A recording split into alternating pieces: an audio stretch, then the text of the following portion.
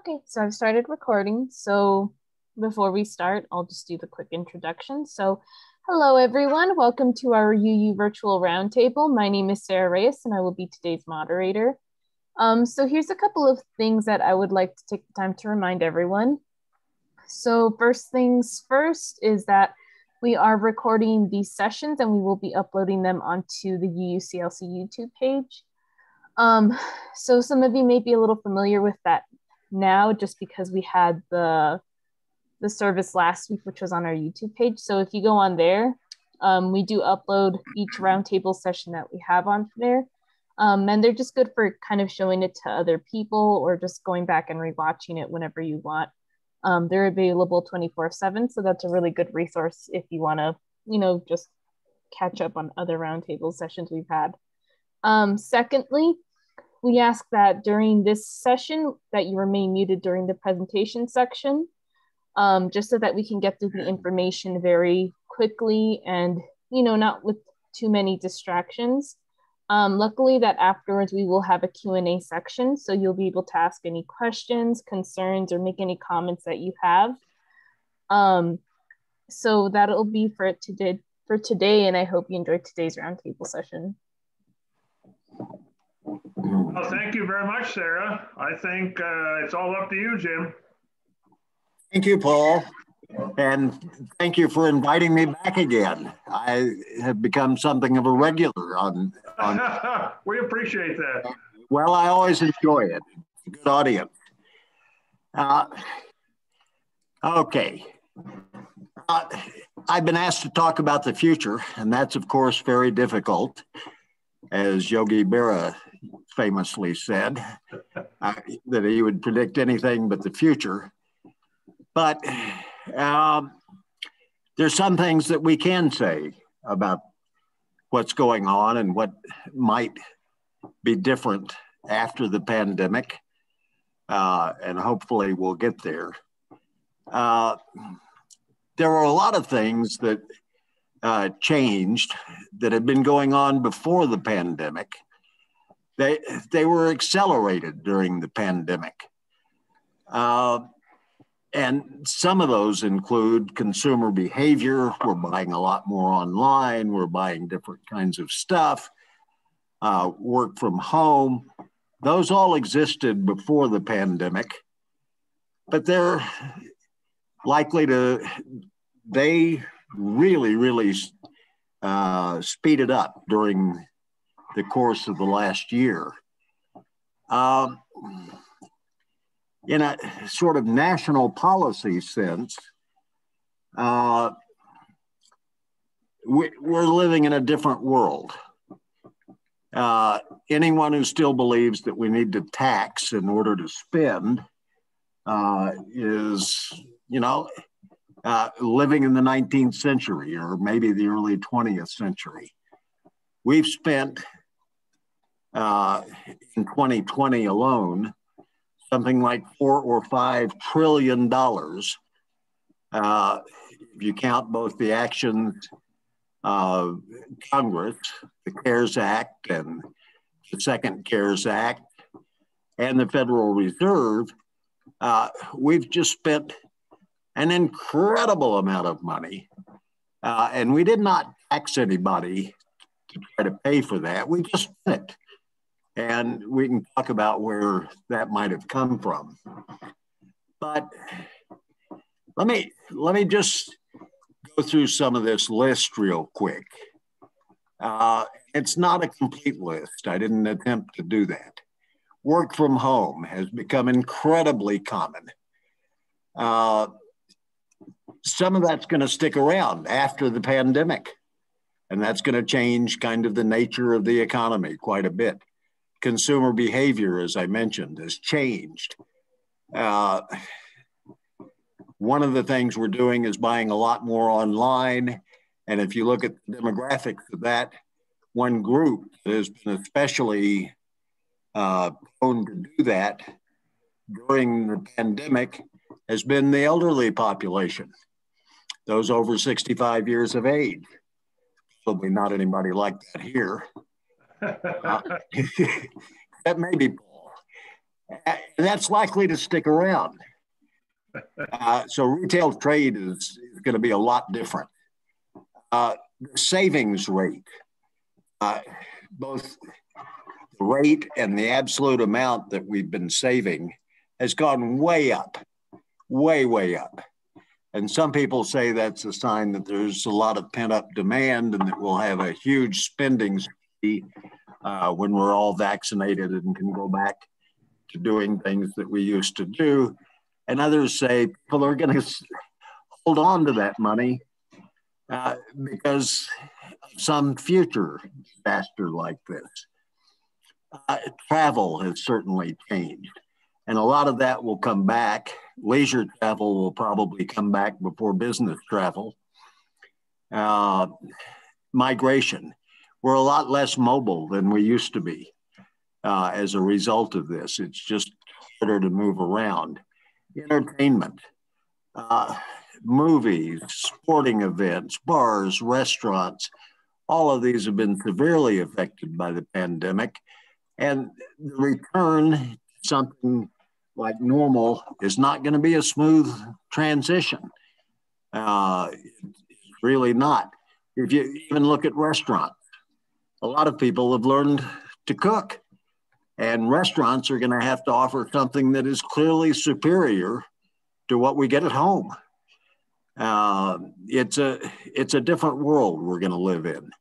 Social interaction has changed. And it's more than just the fact that we may have lost the handshake forever. We're interacting over Zoom and other platforms like Zoom. Inequality. We've seen just this drastic increase in income inequality over the last year. When the numbers come out, it'll be stunning. We don't have the data yet, but we do know that that's happened. The poor always get hurt the most and are least able to cope with all of this. And because of these other changes, the structure of the US economy has changed, and the structure of the New Mexico economy has changed. And these things aren't going back to some pre-pandemic world. 2020 was a mess in New Mexico. I want to focus on New Mexico, really. But a lot of things happening in New Mexico were happening in the nation as well. Just before the pandemic hit, a year ago, New Mexico was better than it had been probably in a decade. The oil boom was on, employment was recovering, state revenue was growing so rapidly we didn't know what to do with all of it. But the pandemic hit, and we're in trouble. We've got a long road to recovery. The same kinds of basic issues that we had before the pandemic will be there afterwards. Growth and development, fiscal stability, the demography of the state, poverty and education. We had issues, all of those were major issues, and they'll remain so even after the pandemic. And I say after the pandemic, I'm hopeful that by early summer, which is now the forecast of the administration, most of us will be able to be vaccinated, and the vaccines will work, and will work even in controlling some of the variants, maybe with a booster shot or something. Okay, so let's take a look at some of the things that have happened. And New Mexico gross domestic product, which is the broadest measure of economic activity that we've had. And we were doing pretty well, but you could see that even before the pandemic started, we were slowing down a bit. We had some trouble in the oil and gas industry even before the pandemic hit. And then in the second quarter of last year, things just fell off the cliff. And real GDP decreased by about 7%, decreased again in the third quarter about 4%. About 10 days, we'll get the fourth quarter of 2020. And it's likely that that'll be another downward bar here. What's going on? It's real simple what's going on in a lot of ways. In response to that, we had the CARES Act and transfer payments, essentially payments of government to individuals in the state increased at an astounding rate in the second quarter of last year. And then when the initial CARES Act began to run out, we had this huge decrease in the third quarter. We're likely to see another decrease in the fourth quarter of last year, and probably a big increase, assuming that the House passes the most recent Relief Act in pretty much its same form and we start getting checks out. We may even see a big increase in the first quarter of 2021 and certainly in the second quarter. This is quarter over quarter. And all of that is simply the CARES Act. 56% increase quarter over quarter in transfer payments to people in New Mexico, followed by a huge 20%, almost 20% decrease. Okay, and then let's take a look at employment. This is non-farm payroll employment. That's what we get first most of the time. And, we had just recovered from the Great Recession. And in late 2018, early 2019, we had just regained the number of jobs we had in 2007. And we were doing pretty well. And then it just dropped off the cliff after from March and April last year. We are still 72,000 jobs below where we were in February 2020, and that's a lot in New Mexico. We will get January numbers in about a week. I should have switched places with Paul and I'd have the January data for you, but they're not out yet. Okay, so come on. There we go. So where has it hit us? I want to point out it's hit all sectors, but I want to point out two sectors in particular. One is leisure and hospitality, and these are just New Mexico figures, really got hit hard. Before we started, we had almost 100,000 jobs in leisure and hospitality, and we lost a third of those. And they're going to be slow to come back.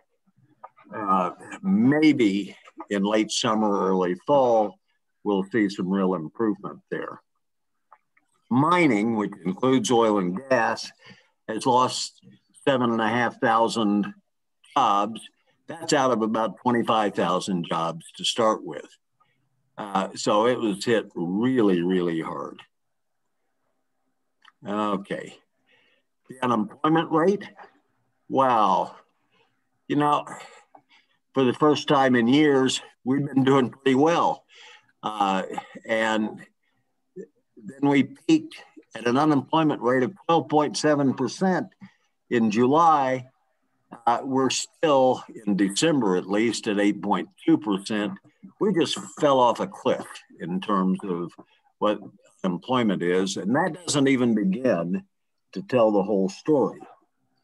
If you take a look at the percent of the population participating in the labor force, we've had a huge drop off there.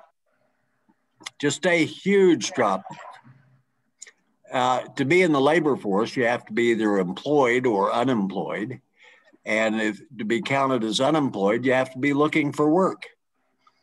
And we had another something like 25,000 people who dropped out of the labor force. So if you add that to the unemployment, we're somewhere north of 100,000 people short of where we should be if things had not been disrupted by the pandemic. Okay, poverty, we've got plenty of that, and I talked about this before, so I won't belabor the point. We have a much higher poverty rate than the US. We have a higher poverty rate than any of our neighboring states. And in fact, last year, 2019, we ranked 48th out of the 50 states in terms of poverty. Thank goodness for Mississippi and West Virginia. Those numbers are 2019 numbers. Those are pre-pandemic numbers. There is no question that the poverty numbers are going to go way up when we get 2020 data more or less a year from now. If you want to look at child poverty, it's even worse. It's just really, really awful. And if you look at it by county, New Mexico has nearly a quarter of its kids in poverty. In Doña Ana County, we have over 40% of our kids in poverty. That's going to get worse. Here it is by county, and we only have 3 counties. It's hard to see Los Alamos here, but we have 3 counties where the poverty rate in the state is below the national average. Everywhere else, we're just poor. That's all there is to it.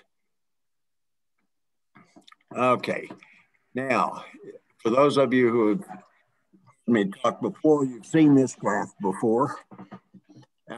This is per capita income in New Mexico as a percent of the national average. And for half a century, we've been in a very narrow range of 82 to 78%. We were just kind of on an upswing just before the pandemic hit. This is a long-term structural issue and one that'll remain, will remain even after the pandemic is over with. The national economy, how it performs, matters a lot to what happens in New Mexico. This is the annual percent change in per capita income in New Mexico and the United States. Those are hardly distinguishable. Okay, now, can't talk about the New Mexico economy or its future without talking about oil a little bit. And I'll show you this graph, which I've also shown before, but I now have the 2020 data. This is absolutely remarkable. In 2008, we produced 62 million barrels of oil in New Mexico, about half of what we had done in our previous peak in 1970. And everybody thought it was going to go down from the 62 million. In 2020, we managed to produce 380 million barrels. And almost all of that is in 2 counties, Eddy and Lee County, shown on this map over here in the southeast part of the state. 95% of it comes from there. But this right here is an even more remarkable graph about the oil industry in New Mexico. Despite all the, there was a global collapse in demand for oil. We had prices in April that for one peculiar night were negative, that if you had oil, you had to pay someone to take it. And, even In economics, Paul can confirm this. When we draw a supply and demand curve, we don't even consider negative prices, but that's exactly what happened for a brief period of time. Why is this so remarkable? In every single month except the month of May, when we were down just a little bit, New Mexico produced more oil in 2020 than it did in 2019. And 2019 was a record year. It is just an absolutely remarkable thing. The oil industry will not be the same after the pandemic, and we can talk about that a little bit. Rig counts. Active rig counts are probably the best indicator of what's going on in the oil patch.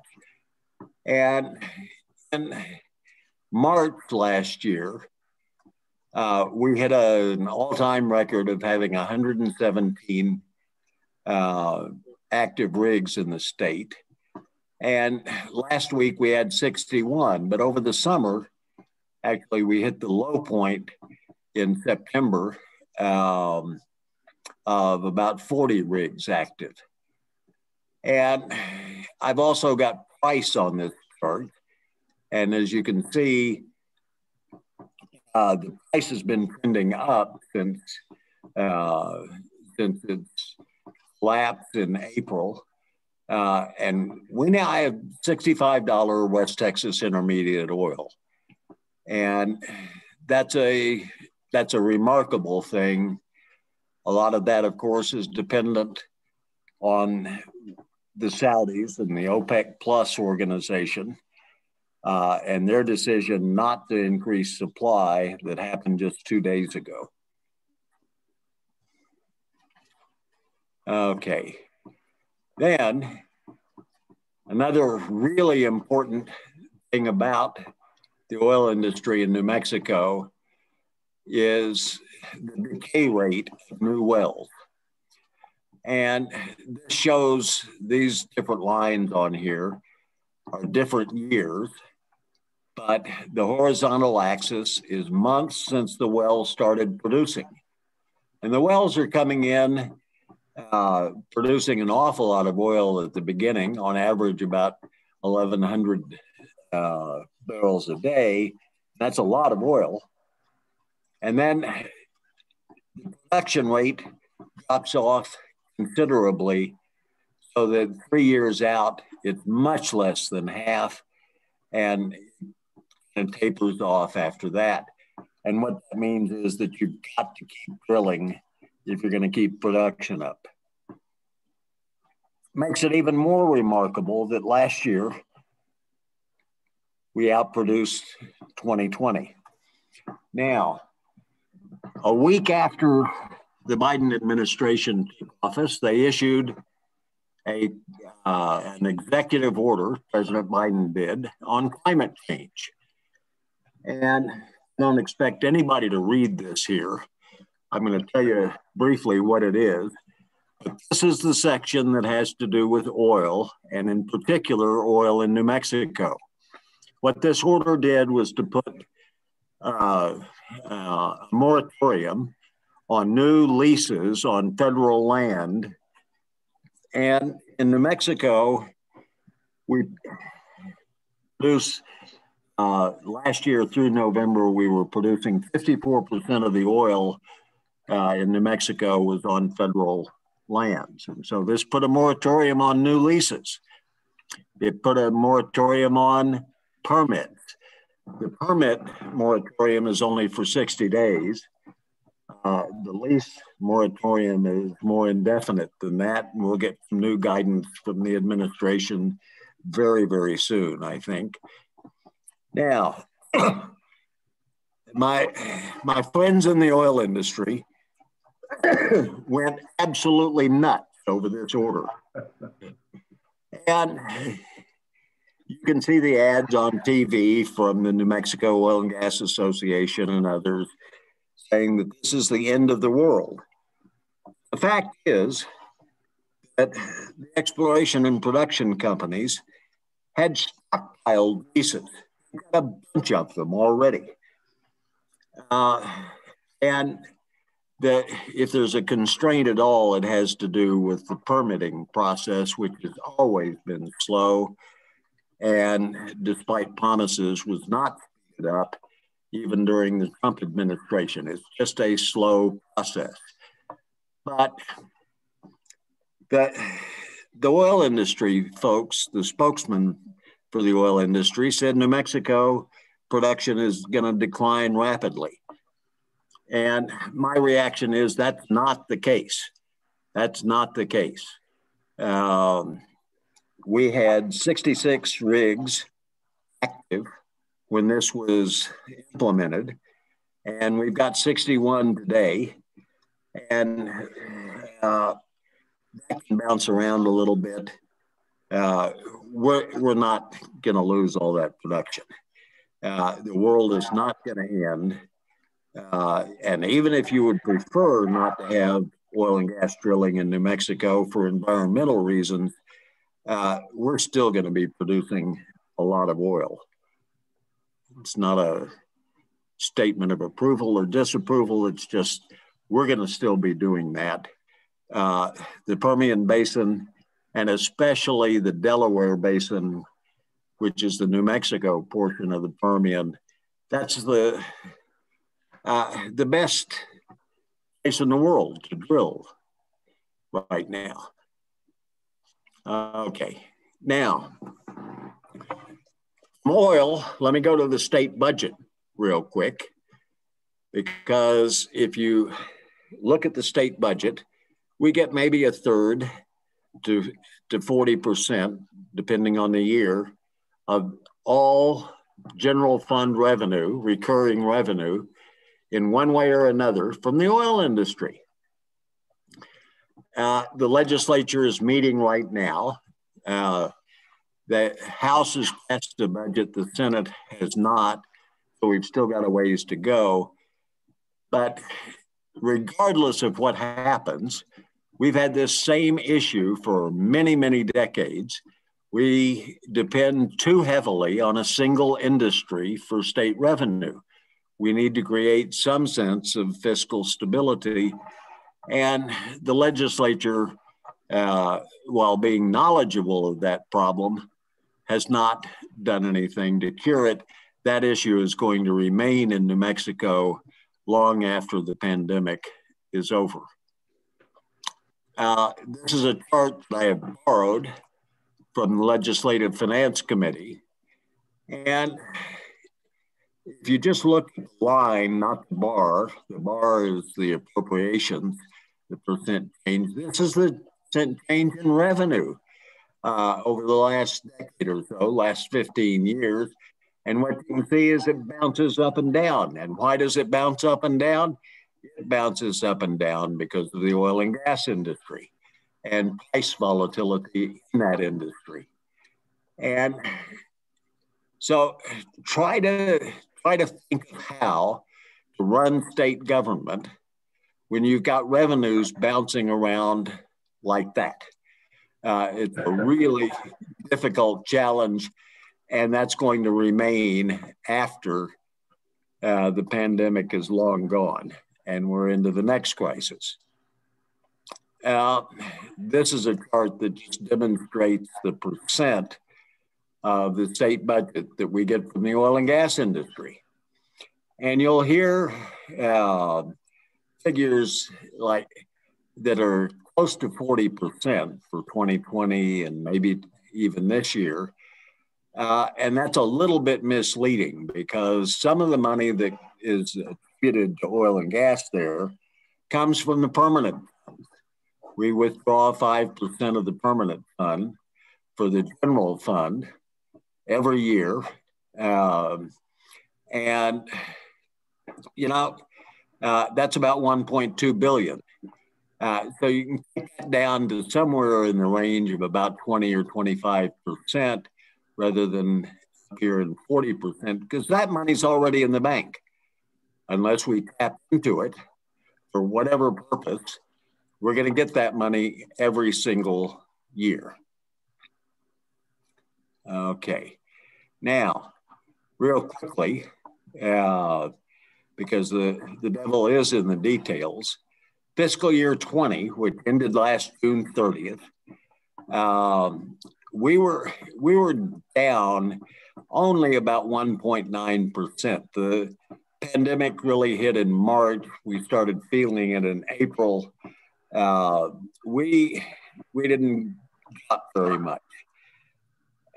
We have a rainy day fund called the Tax Stabilization Reserve Fund that was only created in 2017. It's truly a rainy day fund. The permanent funds are not. It's much more difficult to tap into those if we run into a problem.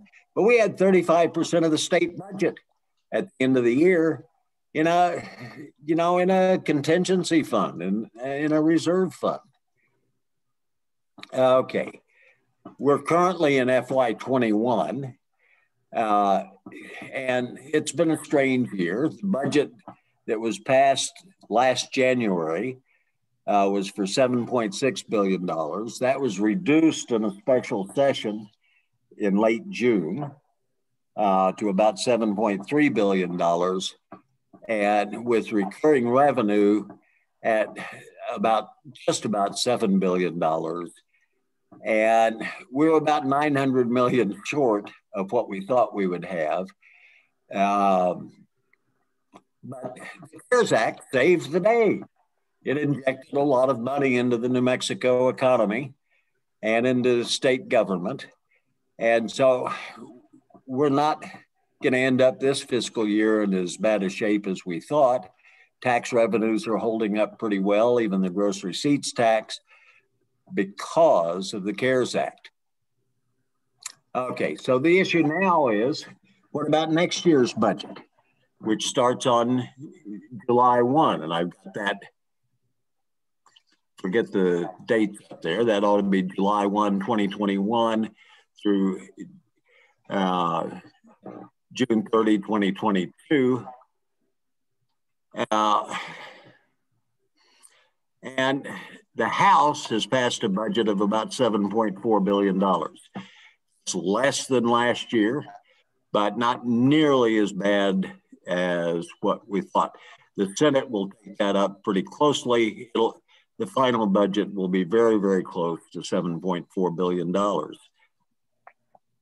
In real terms, that's about what we were spending, inflation-adjusted terms, that's about what we were spending in 2008, 2009.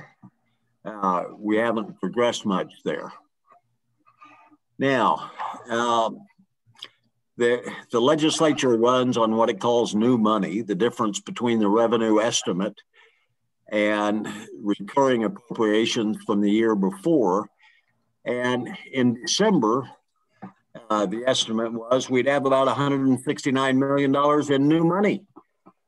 And in the middle of the session, February 17th, they gave a mid-session review of the budget estimates or the revenue estimates, and that had doubled to about $339 million. And that's partly, in fact, mainly because the oil industry had held up a lot better than anyone had anticipated. Okay, I'm going to shift gears for a minute and switch to demography. And if you're looking at a regional economy, there are really three variables you look at: employment, income, and population. This quote from Adam Smith is one of my favorites.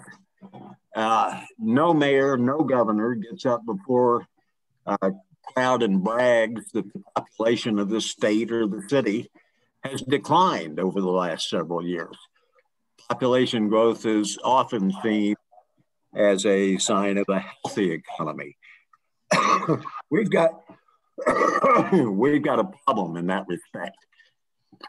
For the first time in 5 or 6 decades, New Mexico, which is shown in these bars in red, has a very low population growth rate compared to the nation, with 2% over a decade. and or about 0.2% a year. And that has not occurred since the 1960s, which were also an economic disaster for New Mexico. New Mexico was growing for two reasons. One was natural increase, the excess of births over deaths. The other one is net migration, that more people were moving into New Mexico than were moving out. And that's no longer happening. That's a major issue for the state economy. We're not doing well in terms of comparisons with our surrounding states. In fact, among the surrounding states, we have the lowest population growth of any of them, according to the estimates. And I have to warn you, later this month, when the Census Bureau finally gets around to releasing the 2020 census data, this may change a bit. But New Mexico is just growing very, very slowly in terms of population. That limits the labor force, that limits market size, all kinds of things. We've got a problem. This is annual. And even from 2000 to 2010, we increased in New Mexico about 24,000 per year. That was the average. We've barely done that in a decade. We're just kind of in trouble here. Okay. It is a long-range problem when you look at it from the perspective of individual counties in the state. These 8 or 9 counties, lost population from 1930 to 2019. Just absolutely amazing.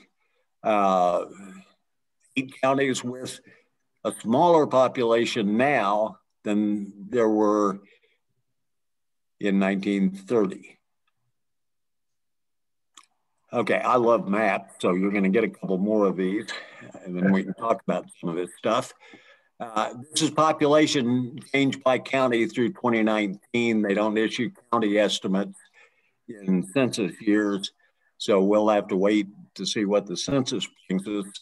But all of those counties in red, 23 of them, lost population, according to the Census Bureau estimates, between 2010 and 2019. None of that should be a surprise. And here's another one, a different one, net migration. Looks almost like the population change stuff. We've lost, in terms of migration, in most counties in the state. Okay, now, the state, if you want a longer term problem, the state population is getting older. We now have a median age that is right at the national median age. Half of the population is below 38.6, half of it is above 38.6. And this has all kinds of implications for the long-term growth of the economy. For one thing, it has a lot to do with population growth. Old people don't have as many kids as young people do. And I'll show you some of this. Here are age-specific birth rates in New Mexico. And these are 2017 data. This is the latest the State Department of Health has put out. But you can see that very young people and very old people just don't have a lot of kids. This number here in the middle, that's called the total fertility rate, is actually it's a hypothetical number, but it is, you can think of it as the total number of children per woman in the state if they were went through this kind of fertility regime illustrated by what's in the bars here. The magic number is 2.0. You have to have a little over 2 per woman to keep the population steady over the long term. Migration. Migration is a young person's game, as you can see from this chart that shows the number of migrants, in and out migrants. Doesn't matter what you look at. Migration is a young person's game, and as the population ages, we're going to see less of that. So a less dynamic growth of the population is on the horizon. Labor force participation. These happen to be national figures, but it looks the same for New Mexico. These are the labor force participation rates of men and women. And you can see it goes up very rapidly, starting in the teen years, goes up to about the 20s, is almost flat until about age 55 or 60, and then drops off rapidly after that. And so the age distribution that we've talked about so much has direct economic implications. Age matters. Okay, now I'm going to sum up with a few things. Where are we going? What we've got to look for this year. We've got to look for how the pandemic goes. Vaccines, you're all familiar with the variants and how that might or might not upset the apple cart here if the vaccines aren't effective against the variants. We're going to see a lot more oil price volatility. And it's questionable about global oil demand for the rest of the year. We're down 5 or 6% globally, and that's why the Saudis and the Russians have agreed not to increase production over the next several months. The big one for New Mexico in the short run is the nature of the relief bill that was just passed in the Senate and will be voted on in the House on Tuesday again, and exactly what goes into that.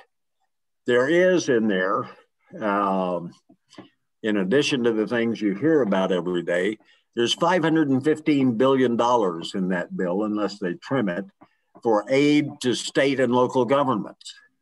And if that stands, New Mexico's share of that will probably be a couple of $2 billion, which will change the nature of the state budget. What happens in the national economy in the short run is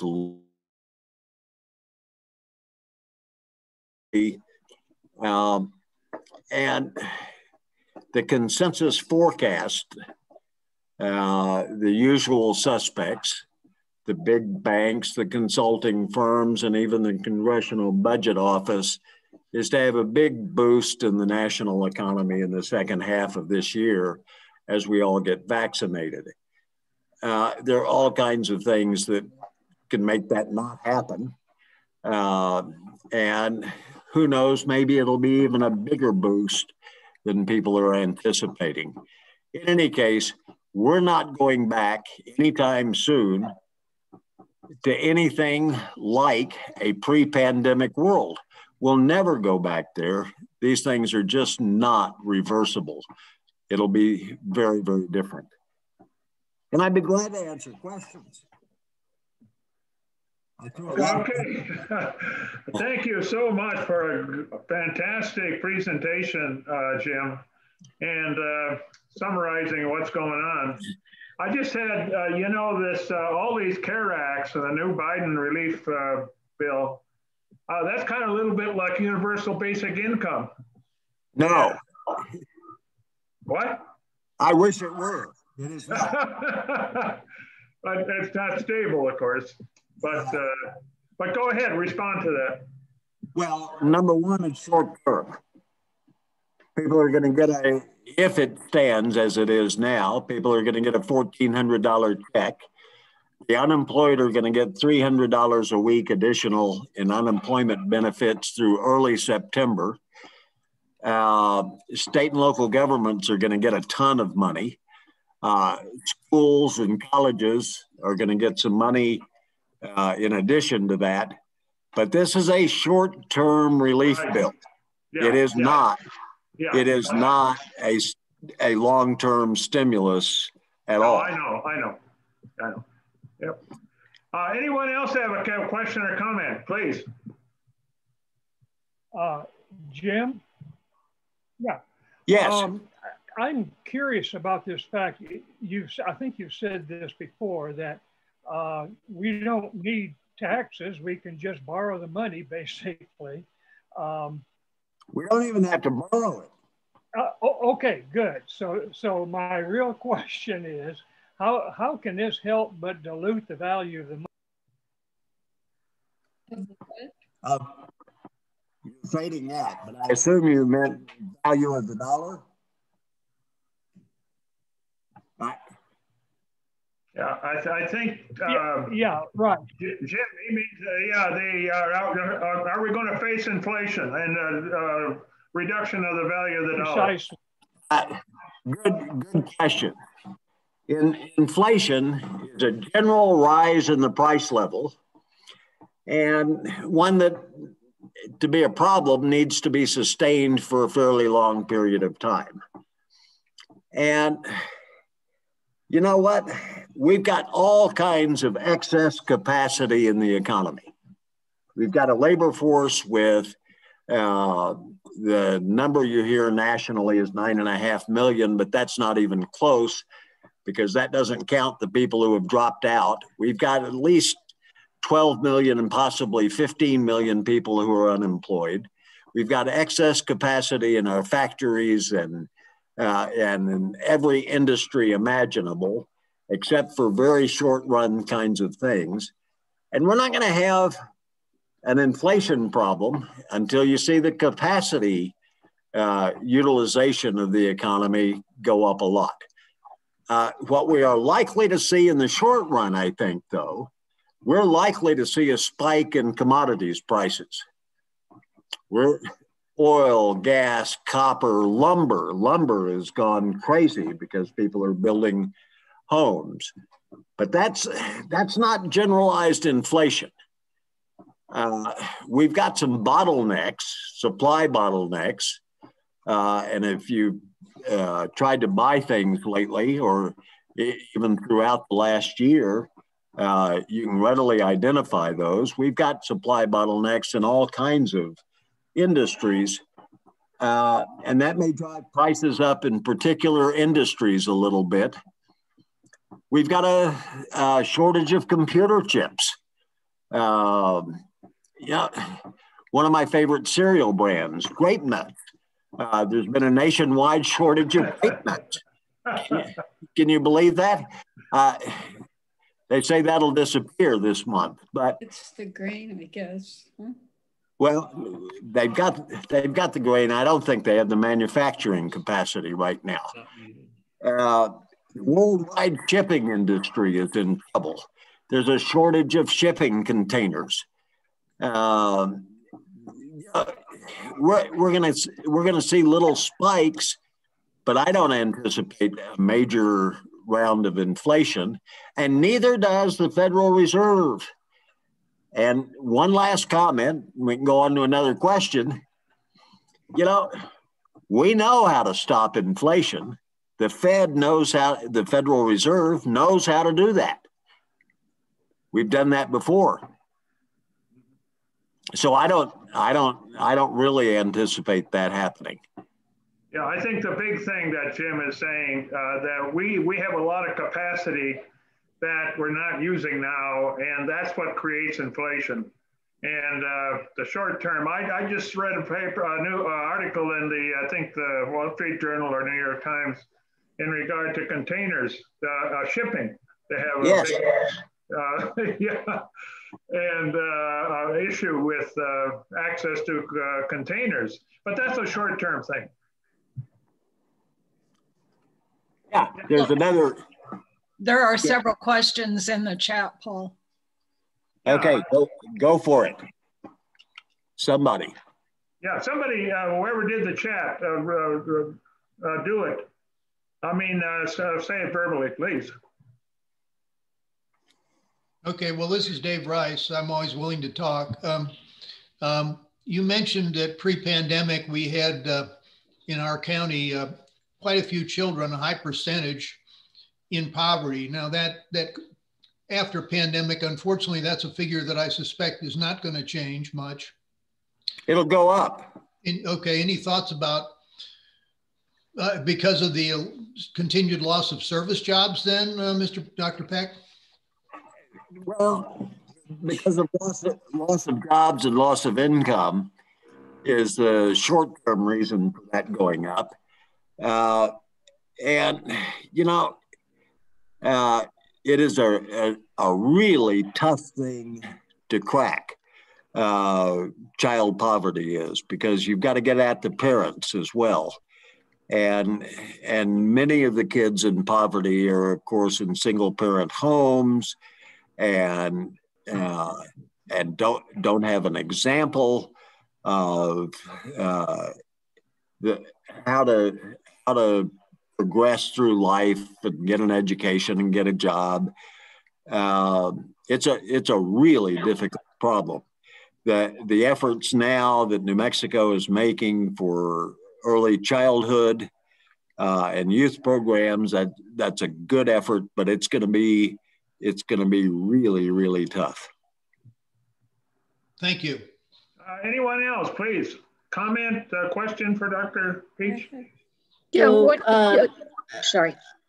Well, I want to know whether, I know that you don't like to predict things, but are there, since we do need to diversify out of oil and gas, are there industries or businesses that you have some hope that we might develop in, or new industries? In other words, not the tourist industry, but. Right. Actually, I'm a little bit odd about that. We've been trying to diversify this economy for 40 years. We've picked industries in the past. We picked the space industry and the film industry and this industry and that industry to try to promote. And to the extent that we have some success anywhere there, I'm all for that. But what I would rather see is that the state create an environment in which businesses can thrive and industries can thrive. We have very poor infrastructure in terms of broadband, in terms of our roads and highways. Even if we're talking about the tourist industry, we have underinvested in our state parks, in our museums, and even our roadside rest areas, which is something I have beaten on the legislature about for years and years and years. If you visited some of our rest areas, you don't want that to be what tourists first see when they drive into New Mexico. You just don't. Built in the 50s, claimed in the 70s is a phrase I've often used.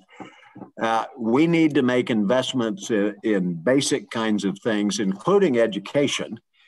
I think we ought to have every high school graduate be truly bilingual, and that does not necessarily mean Spanish, but I mean being able to read and write and hold conversations in some other language. This is an international economy. And if you set those conditions right, I'm not so concerned about trying to pick a particular industry to promote. Yeah, okay, Lisa, you had a question. Go ahead. Hi, everybody. Jim, you just focused on exactly what my passion is, and it's the whole issue of education.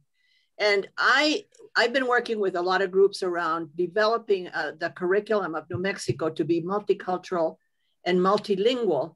And I maintain just what you have said, that it's a natural asset that if we had really developed a whole population of people, that we would really be an asset in the global economy. So it was nice to hear you sort of support what it is that we've been trying to do in a couple of areas. Thank you. I've been on that horse for a long time.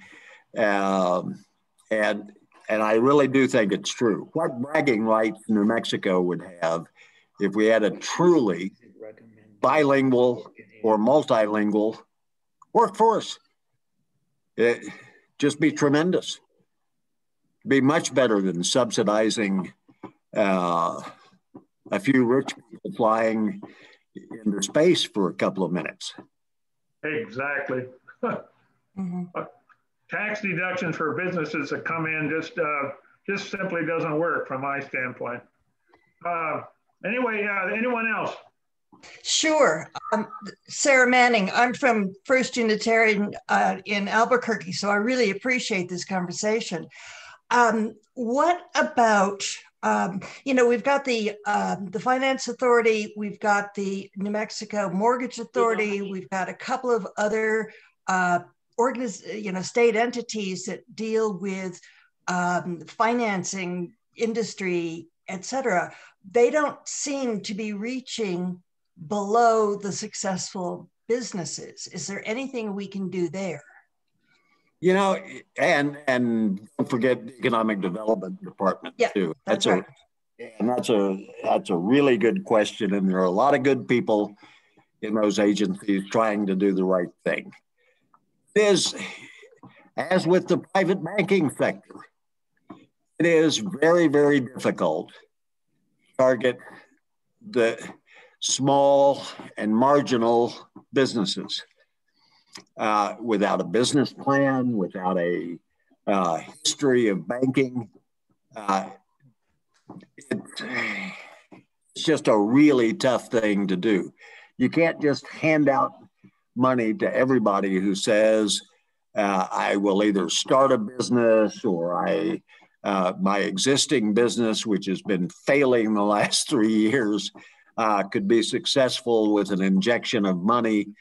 It is really difficult to identify what has potential and businesses that just don't.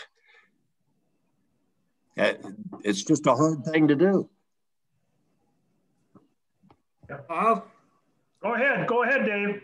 A very, very quick comment. Thanks, Jim, for your presentation. I now understand why economics is called the dismal science. Oh, and it's been called the dismal science for a long time, but I would remind everybody who doesn't know me that I'm a Cubs fan. I'm an optimist. I don't know if you have time for this because we're running out of time, but you mentioned that the COVID Relief Act was going to offer short-term relief, but not much long-term relief. Wouldn't the tax credits for children that are in there help lift children out of poverty for the long term? That'll be of some help. And to be honest with you, I haven't looked to see whether that's for this year or whether that's a permanent change in the tax code. I just can't even answer that. But the majority of the 1.9 trillion, or it may end up being a little less than that because we've cut the unemployment benefits, the majority of that runs out by September, by the end of this federal fiscal year. Dr. Peach, I'd like to get your opinion on if you would agree with me that universal basic income and a rise in the minimum wage would be the most beneficial ways of attacking child poverty. I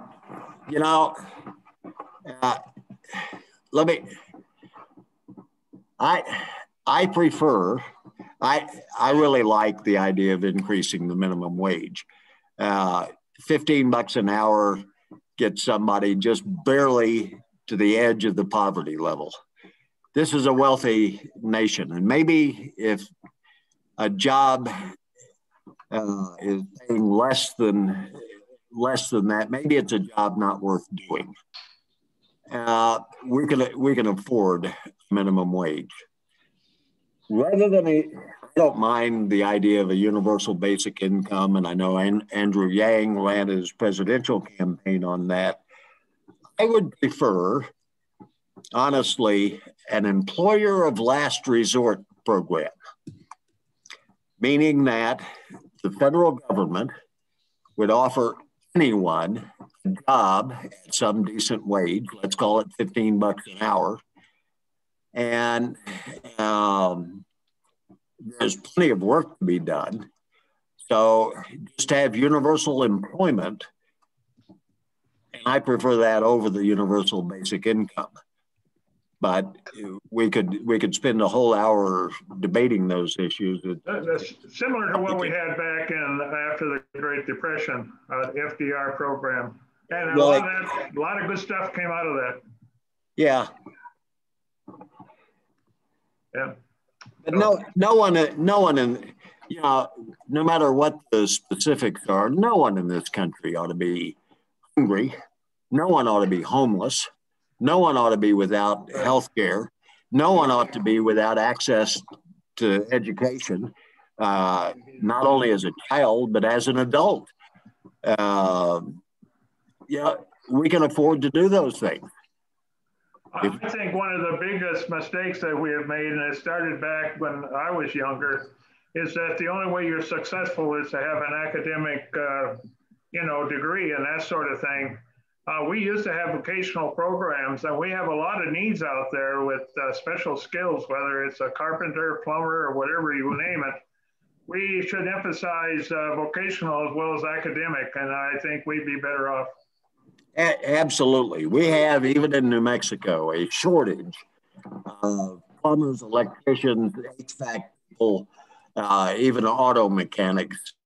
We have a real shortage, and there's absolutely nothing wrong with that. Those are skilled occupations. And they're damn good wages, too. Yes. So anyway, we're running out of time. Let's give Jim a big hand. Well, thank you all for being here. Yeah. We could talk about a lot of these things for a long, long time, and probably will. Thank you. And anyway, next week I'll be talking about should we be involved in Middle East wars, and our past record hasn't been worth very much. Anyway, Paul is going to create peace in the Middle East. That'll be Yay! Go for it, Paul. On the Imperial U.S. not going in there to solve them. That's what I'm going to suggest. But anyway, that'll be the program for next week. Thank you. Very good. All right, sounds great. Thank you everyone for coming. Hope you have a great afternoon.